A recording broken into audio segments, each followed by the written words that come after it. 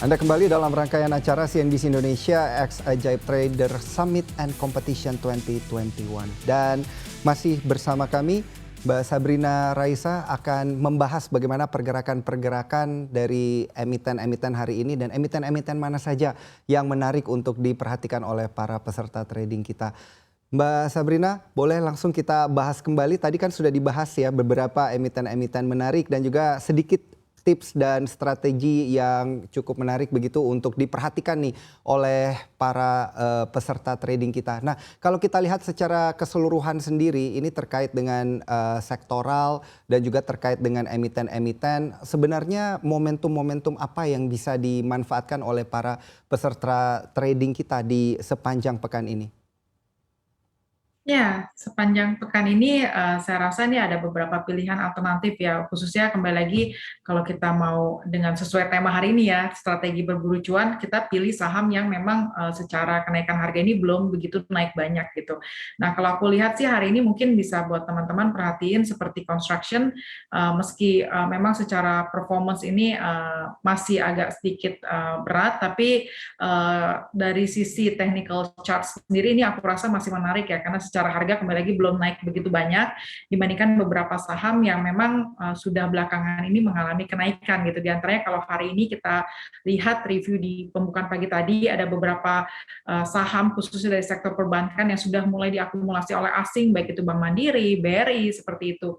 Dan namun kalau secara harga sendiri sebetulnya ada pilihan alternatif lainnya ya seperti construction ya. Aku lihat nih kemungkinan nih bisa diperhatikan juga ya untuk para trader ya, karena di akhir penutupan nanti di bulan Desember juga biasanya sektor construction juga akan ikut manggung ya, karena nanti pembayaran utang jatuh tempo dan lain sebagainya biasanya jatuh di akhir tahun dan secara harga ini kita lihat historical juga biasanya mengalami kenaikan seperti itu. Namun kalau di sepanjang pekan ini aku rasa ini untuk seperti Wika, WSKT ini juga bisa menjadi salah satu watchlist juga nih untuk para trader competition.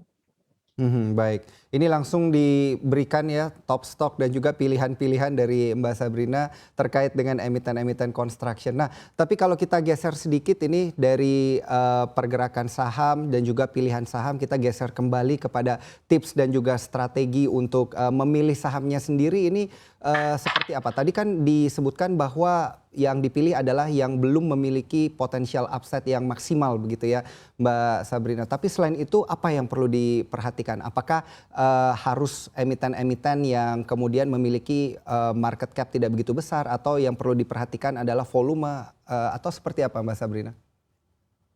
Ya, untuk dari sisi trading sendiri, aku Mhm. sendiri lebih saranin ke beberapa saham yang memang di samping kita melihat secara teknikal, penting juga perhatiin yang namanya fundamental ya, karena supaya Mhm. ini bisa menjadi pilihan yang cukup melengkapi gitu. Jadi karena kita khawatir misalnya secara teknikal bagus mungkin tapi tidak didukung ataupun tidak disupport dari sisi fundamental juga ini lumayan jadi perhatian juga gitu. Jadi alangkah baiknya bisa diperhatikan tidak hanya dari sisi technical, namun fundamental juga diperhatiin sebagai salah satu tools dalam pemilihan saham seperti itu. Mungkin nanti kalau di momen adanya laporan keuangan yang akan rilis gitu ya, biasanya Mhm. ini akan menjadi satu hal yang menarik ya, dari awal kita udah akumulasi, kita beli karena kita tahu secara fundamental bagus, apalagi ada story-story misalnya ada turnaround story dari tadinya rugi terus akhirnya menjadi profit. Nah, itu luar biasa ya, biasanya akan diburu juga nih oleh para investor gitu ya. Melihat potensi seperti itu tentunya secara harga juga nanti akan terreflect ketika nanti laporan keuangan company tersebut rilis seperti itu. Mhm. Baik, ini satu hal yang perlu digarisbawahi oleh para peserta dan juga investor, adanya turnaround story begitu ya, yang tadinya rugi menjadi kemudian laba pada laporan keuangannya. Nah, ini berkaitan dengan hal tersebut kalau kita melihat pada sektor teknologi seperti apa? Kan ada emiten e-commerce begitu seperti Bukalapak dan juga emiten-emiten teknologi lainnya yang dikatakan memang masih laporan keuangannya masih berada pada rentang koreksi begitu atau belum generating profit tapi dipercaya nantinya akan generate profit. Ini seperti apa pandangan dari Mbak Sabrina?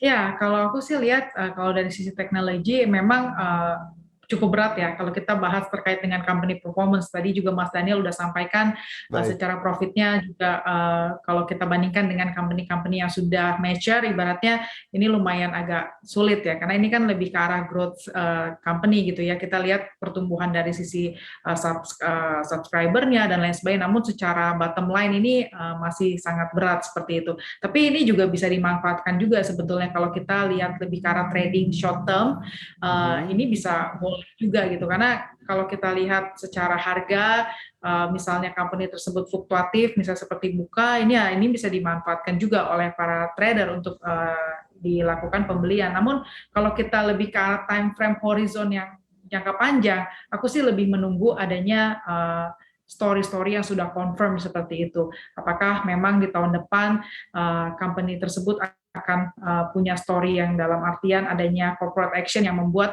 company tersebut akan adanya pertumbuhan yang positif dan lain sebagainya gitu, yang membuat kita jauh lebih confident untuk bisa collect saham tersebut.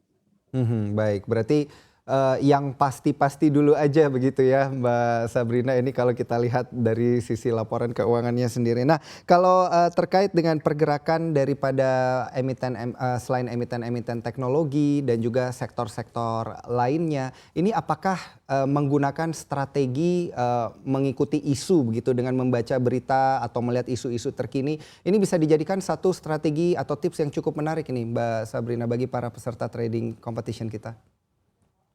Ya, kalau kita lihat kembali lagi ya, karena ini kembali kita bahas terkait dengan time frame yang short to Iya. medium ya, karena kan para traders competition ini kan lebih ke arah jangka pendek gitu ya, dalam artian mingguan. Biasanya isu ataupun adanya news-news yang beredar ini biasanya memang menjadi salah satu katalis ya untuk kita melihat apakah kita akan masuk ke saham tersebut atau enggak. Karena kalau kita tarik secara fundamental, benar-benar adanya story yang sudah jelas, itu biasanya kan lebih ke time frame-nya jangka panjang gitu. Jadi kalau tadi Mas Daniel bilang untuk isu dan juga news, apalagi newsnya memang terbukti betul ya. Nah, biasanya ini juga bisa menjadi salah satu langkah untuk bisa cuan ya dalam arti short term period tersebut. Baik, berarti ini perlu diperhatikan ya dari sisi time frame sendiri. Nah, kalau kita lihat dari sisi agenda sendiri, Mbak Sabrina, kan agenda di pekan ini sepertinya juga cukup banyak diwarnai dengan agenda-agenda rapat umum pemegang saham luar biasa dan lain sebagainya. Nah, kalau menggunakan strategi seperti ini dengan mengikuti RUPS-nya, pembagian dividen dan lain sebagainya, ini bagus nggak untuk para para peserta trading competition kita? Ya, bagus. Karena biasanya di RUPS tadi Mas Daniel udah sampaikan adanya pembagian dividen, porsinya berapa persen. Itu biasanya juga dinanti-nanti ya oleh para trader. Kalau itu sih nggak cuma trader, bahkan investor pun menanti-nanti gitu. Apakah dividen yield yang nanti akan dibagikan di next year misalnya akan mengalami kenaikan atau tidak dibandingkan tahun sebelumnya gitu. Karena ini berkaca dividen itu kan pembagiannya dari profit ya. Karena ketika profitnya juga mengalami kenaikan, lalu company akan membagikan porsi yang lebih besar, tentu ini akan menjadi pilihan yang menarik untuk para investor gitu ya, untuk bisa dikoleksi dalam jangka waktu yang lebih panjang gitu, karena mengharapkan yang namanya dividen tersebut. Baik, kalau kita lihat di sepanjang November ini juga kan banyak saham-saham yang kemudian IPO begitu ya, melihat agenda-agenda yang ada, ini banyak sekali saham yang akan IPO dan juga minggu ini akan ada 3 emiten, salah satunya adalah MTEL dan juga ada Depo nantinya. Nah, ini memilih emiten-emiten IPO apakah bagus ini untuk para peserta trading competition kita? Ya, kalau untuk saham IPO sebetulnya kalau kita lihat secara teknikal ya, karena kan biasanya trader-trader juga akan mau menentukan entry-nya kapan, exit-nya kapan gitu ya. Sebenarnya aku kurang rekomendasi ya kalau untuk saham-saham IPO. Kenapa? Karena kita nggak bisa lihat juga secara historical price-nya seperti apa di masa yang lalu gitu. Karena kan ini saham yang baru listing seperti itu. Jadi kalau merekomendasikan untuk beli ke saham IPO untuk para trader, khususnya sih aku tidak begitu merekomendasikan hal tersebut karena kita belum tahu juga secara historical price-nya seperti apa. Baik, kalau kita lihat dari sisi pergerakan sektoral dan juga jenis-jenis sahamnya ini Mbak Raisa, kita lihat ada net foreign buy yang banyak sekali terjadi di emiten-emiten big cap di perdagangan pagi ini. Ada BMRI, ada TLKM, ada BBRI dan juga ada Astra International. Nah, perlukah kemudian investor melakukan aksi akumulasi juga pada emiten-emiten big caps ini? Ya, aku rasa ini asing juga sudah mulai menjadi salah satu signal ya dengan adanya Mhm, akumulasi buy ke beberapa saham big caps khususnya blue chip.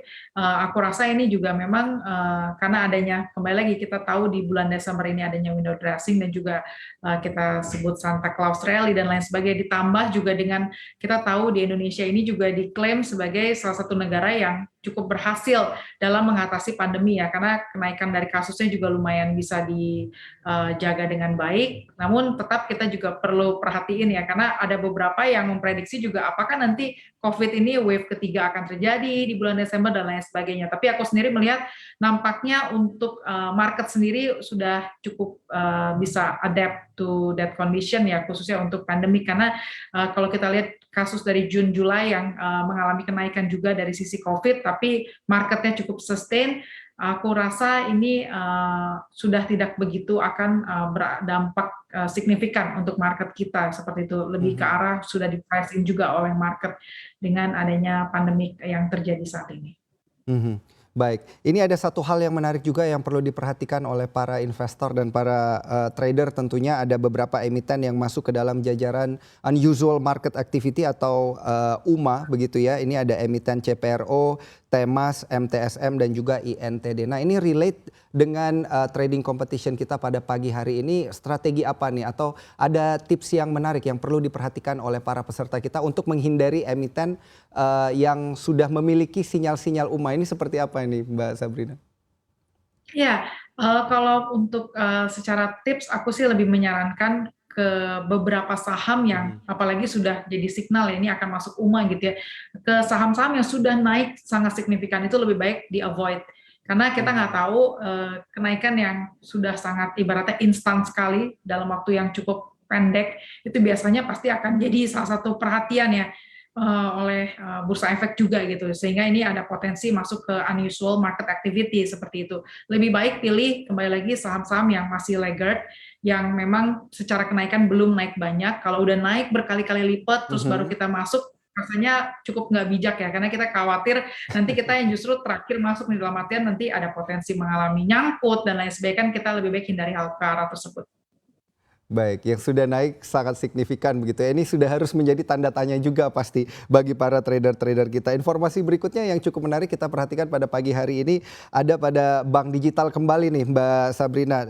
Ada Agro yang dikatakan menambah modal 1,16 triliun rupiah. Proyeksi Anda terkait dengan emiten Agro seperti apa pada perdagangan di sepanjang hari ini? Ya, untuk Bank Agro sendiri memang belakangan jadi sangat menarik ya, dengan tadi disampaikan ada news yang cukup bisa menjadi salah satu katalis positif juga untuk agro. Namun secara teknikal aku lihat untuk agro sendiri hari ini mengalami pelemahan ya sekitar 2,8% untuk market di sesi pertama 2090. Aku rasa ini nanti next support ini agro sendiri akan menguji ke level 2030. Lalu ini bisa mungkin jadi watchlist juga nih oleh para investor, karena secara corporate action yang akan dilakukan ini kan lebih ke arah positif, sehingga ya ini jadi salah satu pilihan juga. Kenapa? Karena yang aku bilang ketika saham turun, Mhm. ini justru menjadi watchlist buat kita ya, dibanding saham yang sudah naik sangat signifikan gitu, seperti itu. Belilah saham ketika saham tersebut turun, jangan kita beli saham ketika saham tersebut sudah naik sangat signifikan, seperti itu. Baik, ini bisa-bisa berarti berakhir nyangkut begitu ya, tadi sempat disebutkan sebelumnya. Baik, kalau kita lihat pada emiten lainnya masih pada perbankan, ini yang terkait dengan grup dari Bank Rakyat Indonesia sendiri. Ada Bank Syariah Indonesia atau BRIS hari ini juga berada pada rentang pelemahan 0,48% di perdagangan sepanjang pagi ini. Proyeksi dari Mbak Sabrina seperti apa? Ini level-level support dan resisten yang perlu diperhatikan juga utamanya bagi para peserta trading competition kita. Iya, untuk BRIS sendiri memang secara sentimen negatif ini juga hari ini cukup dilakukan net sell ya oleh asing ya. Mhm. Baik itu dari BRIS, tadi juga disampaikan Mitratel juga hari ini dilakukan penjualan oleh asing. Kalau untuk dari level support, aku lihat BRIS sendiri akan menguji ke level 2010, lalu di next support akan di level 1960, seperti itu. Mhm, baik, langsung dicatat oleh para peserta trading competition kita. Kalau kita lihat terkait dengan strategi dan juga tips untuk para trader di sepanjang hari ini dan sepanjang minggu ini, apa yang sebenarnya perlu dihindari begitu menurut Mbak Raisa? Kesalahan-kesalahan apa yang biasanya terjadi ketika para trader itu kemudian akan melakukan scalping begitu atau fast trade yang kemudian bisa membuat jadi loss pada akhirnya? Kembali lagi ya, aku lihat di bulan November ini memang kalau kita lihat secara overall ini kan bank digital ini memang yang bisa dikatakan manggung di bulan November gitu ya. Kalau kita lihat seperti Mhm. BNBA, BYB itu naiknya sekitar 55% di bulan Baik. November gitu ya. Mungkin kita lihat juga ada BGTG naik 23%, terus mungkin BA udah naik 108%. Kalau aku sih lebih prefer untuk tidak lagi masuk ke saham-saham yang sudah naik signifikan seperti itu. Mhm. Tapi pilihlah saham-saham yang mungkin secara harga ini masih terkoreksi, tapi secara story juga perlu kita ketahui juga apakah ada story yang bisa nanti membawa angin segar untuk company tersebut. Nah, itulah pilih Mhm. saham-saham tersebut supaya ya tadi yang disampaikan Mas Daniel lebih tidak ke arah false trade ataupun malah justru akhirnya mengalami loss kerugian. Baik, berarti memang para peserta trading competition ini harus banyak-banyak memperhatikan yang merah-merah dulu begitu ya Mbak Sabrina di awal pekan ini untuk kemudian dipertimbangkan kembali apakah akan melakukan aksi akumulasi atau apakah akan trading pada emiten tersebut. Kalau kita lihat secara keseluruhan terkait dengan sentimen pasar yang ada di sepanjang pekan ini akan ada rilis penjualan motor begitu Mbak Sabrina. Perlukah para peserta kita ini melihat emiten-emiten yang merajai kemudian penjualan motor di tanah air? Misalnya ada Astra International dan lain sebagainya. Ya, untuk Astra Internasional juga aku rasa ini menarik ya untuk bisa diperhatikan. Dengan adanya Gias juga tentunya akan menjadi salah satu katalis positif juga untuk Astra Internasional. Dan juga kalau secara harga aku lihat di hari ini Astra terkoreksi 0,8%, ini mungkin bisa diperhatikan ke level di 6.100. Astra untuk support selanjutnya yang akan diuji oleh Astra. Dan mungkin kalau untuk koleksi dalam jangka waktu short to medium juga ini Astra masih sangat cukup menarik ya. Mhm. Baik, berarti level Melihat yang perlu beberapa saham diperhatikan. lainnya justru melihat beberapa saham lainnya justru mengalami penguatan di hari ini seperti Mhm. Astra Auto Parts dan juga IMJS. Baik. Yang saya garis bawahi tadi sedikit ada di level supportnya, tentu ini penting untuk para peserta trading competition kita 6.100 karena memang ada aksi pembalikan arah begitu ya untuk emiten Astra International tadi pagi sempat menyentuh level 6.375, saat ini sudah terkoreksi di harga 6.200, bahkan pagi tadi sempat ke level 6.125. Tentu kembali lagi ya dengan tips yang tadi sudah disebutkan oleh Mbak Sabrina sendiri, kalau dia sudah terkoreksi ini sepertinya bisa menjadi satu pertimbangan juga ini untuk kemudian melakukan aksi akumulasi. Terakhir terkait dengan pergerakan saham-saham dan juga emiten-emiten yang biasa dikatakan dengan emiten-emiten tidur begitu Mbak Sabrina. Ini apakah bagus untuk diperhatikan oleh para investor kita? Oh, untuk emiten tidur dalam artian di level harga 50 seperti itu ya. Ya, betul sekali. Oh, aku sih lebih tidak sarankan ya, karena kita apalagi untuk momen competition trading ini lebih baik untuk tidak menyentuh saham-saham yang nanti malah justru kita nyangkut modalnya lebih ke alokasi ke sana, lalu kita nggak bisa lakukan untuk pembelian ke saham-saham lainnya yang justru punya potensi yang lebih baik gitu ya. Kalau aku sih lebih sarankan untuk tidak melihat saham-saham tersebut. Baik, berarti jangan memperhatikan emiten-emiten tidur begitu yang ada di kisaran harga terbawah atau Rp50 per unit sahamnya. Nah, ini berarti menjadi satu catatan nggak sih Mbak Sabrina kalau tiba-tiba ketika di trading competition ini ada emiten tidur yang dalam satu hari pergerakannya sangat signifikan begitu? Ya, melihat ya kalau untuk beberapa saham yang justru sudah lama tidur lalu bergerak, ini kan lumayan kadang sulit diprediksi ya Mas ya. Baik. Lebih baik sih ya kembali lagi untuk tidak lebih ke menyentuh ke saham-saham tersebut gitu, karena khawatir Mhm. jangka waktunya hanya sebentar gitu. Bahkan kalaupun kita mau trading, lalu waktunya bahkan kita nggak sempat lihat gitu ya, lalu udah tidur lagi, wah itu kan lumayan cukup memprihatinkan juga untuk kita bisa Baik. lakukan penjualan agak sulit gitu ya. Mhm. Baik, walaupun ada pergerakan yang sangat signifikan gitu ya, justru berarti para trader ini harus semakin curiga dengan pergerakan-pergerakan seperti itu? Ya, seperti itu Mas. Apalagi tadi juga kita sempat bahas juga ya terkait dengan UMA, unusual market activity. Jangan sampai walaupun saham tersebut sudah tidur lalu bergerak, kecuali saham tersebut tidur lalu ada memang surprise dari company performance ya. Mungkin tadi kita sempat singgung juga terkait turnaround story, tadinya company Mhm. rugi, dan lalu dianggap company-nya lumayan cukup dihindarkan lah ya. Lalu ternyata tahun ini mungkin ataupun di kuartal ini ada mengalami pergerakan yang sangat signifikan dalam artian membukukan kinerja yang positif. Nah, ini mungkin bisa diperhatikan gitu ya. Mungkin salah satunya kayak CPRO juga kan belakangan mengalami kenaikan, lebih ke arah ada Mhm. story-story juga di balik kenaikan harga tersebut. Baik. Berbicara tentang, trading competition di sepanjang pekan ini, kalau kita, melihat pada tools dan juga tips yang bisa diperhatikan oleh para, peserta kita, seperti apa Mbak Sabrina? Utamanya tentu pasti pada tools-nya.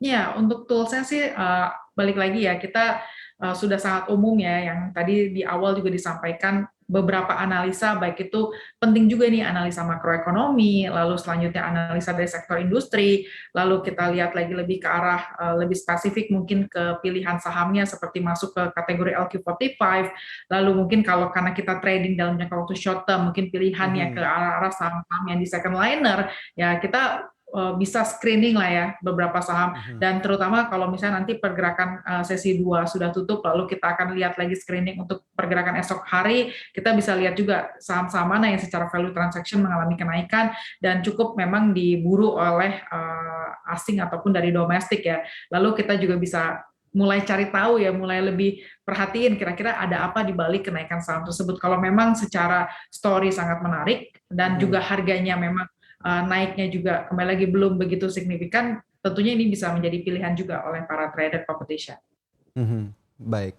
Ini terkait dengan, analisa fundamental yang, seperti tadi kita diskusikan di awal bisa menjadi satu tools yang akan, kemudian mendorong para investor kita ini mendapatkan cuan lebih banyak begitu ya ketika berkompetisi. Apakah kemudian, faktor-faktor global begitu atau sentimen-sentimen global ini akan lebih banyak mempengaruhi gerak daripada saham-saham kita di sepanjang pekan ini? Dan apakah kemudian indeks harga saham gabungan kita punya potensi lagi di sepanjang pekan ini menyentuh titik all time high-nya? Ya, kalau untuk all time high hari ini juga sempat menyentuh rekor terbaru ya untuk Mhm. IHSG ya. Kalau aku lihat sih kembali lagi untuk global kondisinya saat ini masih sangat cukup stabil, sehingga untuk dari sisi downside risk untuk IHSG menguji level all time high nampaknya juga tidak begitu lagi dipengaruhi oleh kondisi global ya, karena global sendiri juga sekarang bisa dikatakan cukup lagi posisi aman-aman aja. Lalu di bulan Desember kembali lagi kita lihat IHSG sangat besar peluangnya untuk menembus level selanjutnya ya. Kalau tadi aku sampaikan di Mhm. level 6.800 karena saat ini juga posisinya 6.700, rasanya ini cukup make sense lah IHSG menguji level resisten tersebut. Mhm. Baik, berarti di sepanjang pekan ini, level all time high yang ditembus pada hari ini, memiliki potensi lagi kemudian untuk di-break begitu ya di sepanjang, perdagangan tentunya hingga akhir tahun nanti di tahun 2021. Terima kasih banyak atas tips dan juga, tools yang diberikan dan juga dijelaskan tadi. Ini banyak sekali insight-insight utamanya pada emiten-emiten dan saham-saham yang sudah tadi sempat, kami diskusikan bersama dengan Sabrina Raisa, dan tentunya rangkaian acara CNBC Indonesia Trader Summit and Competition 2021 akan kembali sesaat lagi dengan dialog bersama financial expert ajaib Yasid Muhammad. Tetaplah bersama kami di CNBC Indonesia.